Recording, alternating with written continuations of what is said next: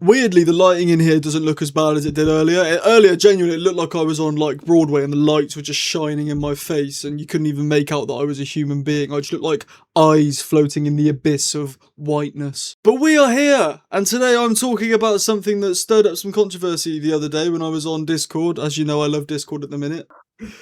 I'm ready to go! And I feel like I didn't quite get my points across that well, so I'm going to just talk about it on here because, well, I like you lot. Loads more than those other guys. I want to talk about the similarities in the badness. Badness, is that a word? The similarities in the not so good stuff of RTD2 and RTD1. Now, the other day when I was explaining this, I said that RTD1 and RTD2 are the same, and that's why I wasn't as disappointed as everybody else, without realising they're actually just totally not the freaking same at all. What I meant to say was the bad stuff is the same, so that's why I wasn't as disappointed. If we break it down point by point, RTD2 includes Deus Ex Machinas, the reset button, and returning villains that upset fans, and RTD1 also features Deus Ex Machinas, the reset buttons, and return villains that upset fans. So let's break it down individually for a moment. Deus Ex Machinas. A lot of Russell T Davies scripts involve Deus Ex Machinas, even if they are slightly built up to. If you look at Lux, for example, even though they do a little joke about the film stock being explosive, it is still a just last minute, like, we do this and boom, the day is saved, you know what I mean? And that is a fundamental of Russell when he writes Doctor Who. I also mentioned this the other day in the Series 1 finale, The Parting of the Ways, which is one of my favourite finales. I think it's probably my second favourite finale of the entire show. I love it to bits. But that ending of Rose just coming out and going, bye bye Daleks, see you later mate, ta-ra, yeah, that's not clever. It's not clever, it's a Deus Ex Machina, even though, like I say, it is built up to. So I suppose it isn't the default definition of a Deus Ex Machina, but it is still just something there to magically save the day. Same thing happens in Journey's End when Donna's pressing all the buttons on that Dalek machine ship that just makes the Daleks do bloody donuts, you know what I mean? The reset button was another thing that Russell used a lot in his first era. The main one that people remember is in The Last of the Time Lords, when, oh, that year where everyone was really bad. That didn't actually happen, by the way, guys. That year was just gone. And again, more famously in recent times, Empire of Death. The whole world and universe has been covered in the dust of death, but fast forward 20 minutes and everyone's back alive. Yeah. Returning villains that upset fans. You're probably thinking, what the hell? I saw the Sontarans come back in 2008 and I thought, whoa, this is so good. You're not the only gazer on the planet. Us lot, who were kiddywinkles at the time, were watching stuff like Gridlock and going, oh look, it's that thing that was in the Fifth Doctor story that once upon it was in the Fifth Doctor, I don't bloody remember. But there were people online going mad. They've destroyed the Macra. Helen Rayner, I think that's her name, was it Helen Rayner? She literally got like cyberbullied on online forums for how she destroyed the Sontarans because they didn't act in character. It's just, we're the new gens of that. People who were our age, maybe probably slightly older at the time of the broadcast for those episodes, were kicking off about the character assassinations or villain assassinations of these monsters that have returned after like 20, 30 years of not being on air. The exact same thing happened nowadays. We get Sutek back, everyone moaned about it. We get the Rani back, everyone moaned about it. We get the Midnight Entity back, which, I mean, that one is understandable, but people still moaned about it. So it is the same, they're the same, they have the same problems. Now, the bit that I failed to mention the other night was that obviously the good stuff blinded you to the bad stuff in RTD1.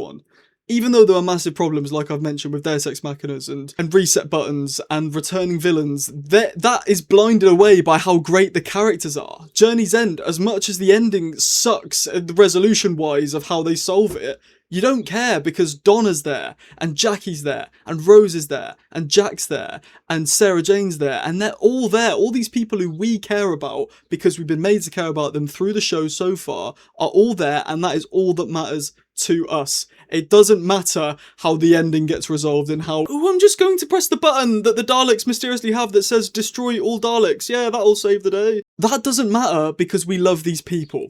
And unfortunately, that's what RTD2 lacks. It lacks the connection that we have with those companions and with those people who are on the show. But I'm not going to blame Russell entirely for this, because I see a lot of people online like, whoa, I just watched Tiptoe, Russell's new show, and why the hell was it so good, but Doctor Who was so bad? Listen to yourselves. There was clearly something that went on behind the scenes. We know I mean, it's not for facts, so I'm going to say allegedly, but come on, guys. We know so much went wrong with this era. So much went wrong to the point where I guarantee you the initial idea for it was going to be pretty much on par with what we had back 20 years ago with Doctor Who. But obviously, something went wrong. Whether Disney put their foot in and said no, whether the broadcast times completely messed up the viewerships, whether Millie Gibson left early. I mean, it's controversial to say. I'm not saying she's a diva or any of those newspapers were right, but I don't believe she was meant to leave after that first series. I just think Russell hasn't lost it, and no matter how much we have a go at him, think of how he feels. This era, this new era, this RTD2 era is tied to his name, and it's a mess. He must feel awful. He might play up online and be like, "Oh, I wouldn't change a thing about my era," but come on. If I was him, I would wish that I never came back to the show. And maybe he doesn't feel that way, but he might do, so just cut him some slack. And I know I slag off Chibnall, and I'm a massive hypocrite for this, but my defence for that is Chibnall never had it. Chibnall wrote bad Doctor Who, but he's always written bad Doctor Who, whereas Russell once had it, and he still got it in shows like Tiptoe, and shows like It's a Sin, and Years, and even The War Between the Land and the Sea I don't think was that bad. I really quite enjoyed that miniseries. So, we just need to take a chill and stop blaming that one man. He probably had a big deal with it. Yes, he still wrote Space Babies. He still wrote The Devil's Chord. He still wrote The Reality War. But could you stop chirping, please? But I almost guarantee you that the initial idea for those episodes were not what we ended up with. And so let's just take a little break. But also I'm going to get Russell's penis out of my mouth now because I know I've been doing this a lot recently. My point here, I love RTD2 more than the next person because I knew this was happening.